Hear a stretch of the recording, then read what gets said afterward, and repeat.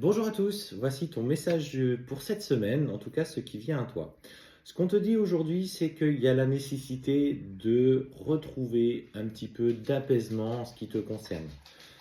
Pris un petit peu dans les méandres du quotidien, dans l'agitation, je dirais plutôt, euh, de la vie, le travail, les enfants, le fait que tout soit speed, aujourd'hui ton âme en fait souhaite simplement que tu parviennes à t'apaiser.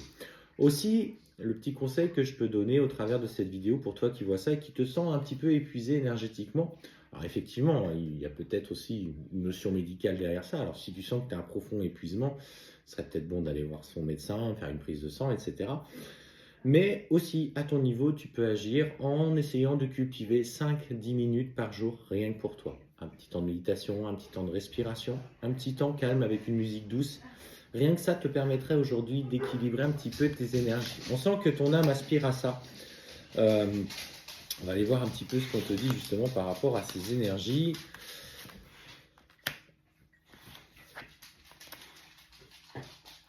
Et en fait, ce qu'on me dit, c'est que effectivement, par rapport à ça, tu reçois notamment, tu es quelqu'un, une personne qui est très intuitive, qui reçoit notamment des messages dans son quotidien, mais qui aujourd'hui ne parvient plus à les entendre, pris dans les pensées quotidiennes, dans les tracas quotidiens.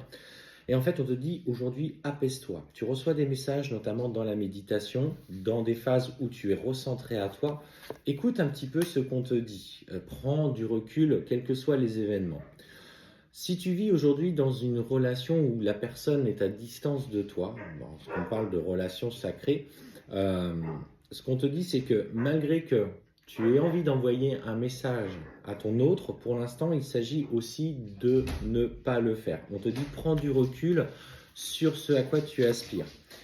Parce que, en fait, ce qu'on me dit, c'est que, notamment pour cette semaine, pour ceux qui sont dans ces relations de parcours sacré, euh, ton autre est encore dans ses comportements de tentation et il commet actuellement beaucoup d'erreurs, beaucoup de difficultés qui l'emmènent un petit peu dans, dans ses parts d'ombre. En fait, toi, tu es lumière et lui, là, est en train de basculer dans ses parts un petit peu difficiles.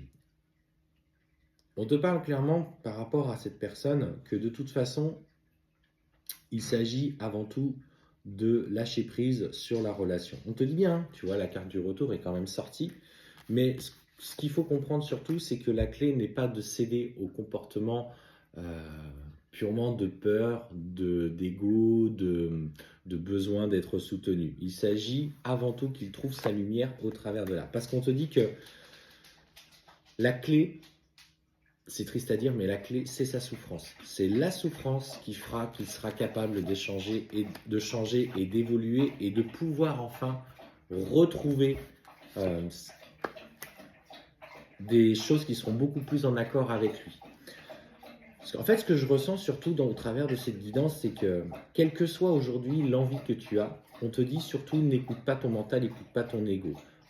Tu as beaucoup d'énergie, mais à l'heure actuelle, ton âme aspire à ce que tu sois en mode pause, que tu t'écoutes au quotidien.